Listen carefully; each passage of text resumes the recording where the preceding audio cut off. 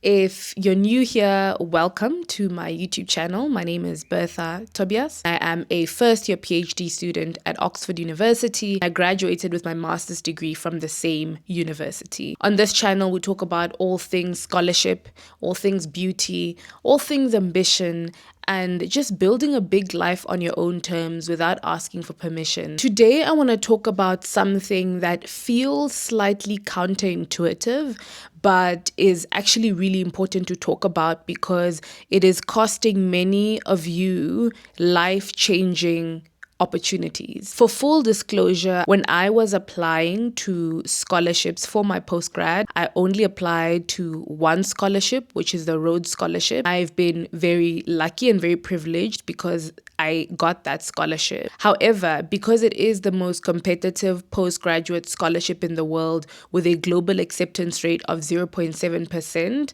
I can't speak to what it takes to put together a successful scholarship application. Many times when people are putting together applications, when people are putting together a profile, the instinct is to sound like the most impressive person in the room, which is fully understandable. You want to put your best foot forward. You want to be the most impressive candidate. You want to make sure that whoever's reading that is impressed on the other end of the line. I get that. But you need to remember that the person on the other end of the line is a human being. They need to buy into a story. People will not remember the person who is the most impressive or who has the bigger pile of achievements. They will remember the person who is the most memorable. What is the story that you're telling about who you are and what you are trying to do in the world? You need to put yourself in the shoes of somebody who is reviewing an application. It's boring to just read through a self-congratulating list of what somebody has done. You'd much rather follow a story, follow a through line. Let's take two examples, person A and person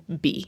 Person A has done everything there is to do on campus. Student body president, captain of the football team or captain of the netball team or whatever, volunteer at a soup kitchen every weekend, head of the robotics team, teacher's pet. Then you have person B. They might have objectively less impressive activities, but there's a story. Say person B has always been interested in public health because they lost someone who was close to them and they committed to being a doctor. They've taken up research opportunities. They've taken up internships, maybe at a village clinic. The volunteering roles that they take up are connected to this interest of ultimately wanting to better a health system in a particular country. Where person A might feel more intuitive, we aim to be person A, where you just throw lots of different things at the wall. But it's actually person B who is more memorable. I'll give you guys my own story as an example. I did not do the most impressive things in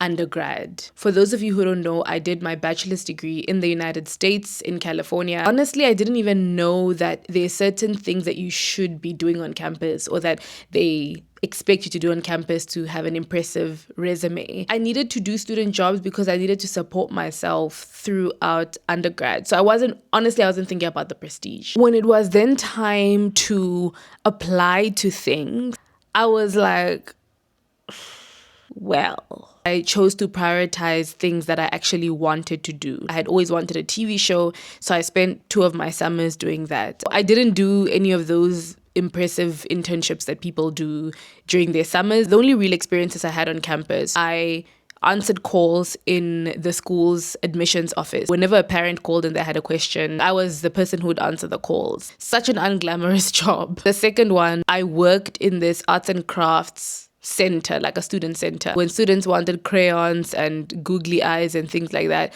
I would go and fetch them from the storeroom and I'd show people the toilet and that kind of thing. The other thing I did was I was a student tour guide. I would show parents and prospective students the campus when they were thinking about applying. By any standards, by any measure, those were not objectively glamorous activities. There were more glamorous things to be doing. Like you could be student body president, you could be president of the consulting club because my school was a big consulting school.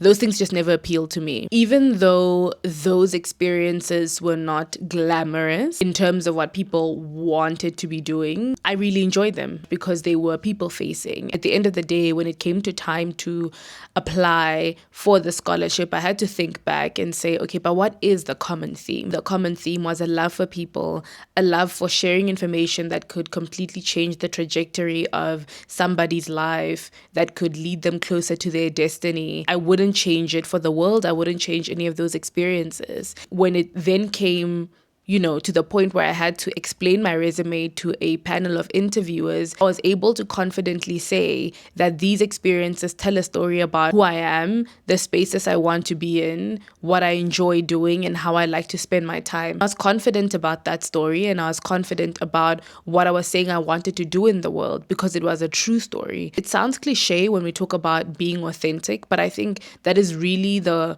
core message behind what I'm saying right now. Instead of trying to be the most impressive, most amazing, most show-stopping candidate, think rather about what is my story. If you're interested in more content about what it's like being a PhD student at Oxford and what it's like building a big life on your own terms, then subscribe to this channel and follow for more. Thank you for watching.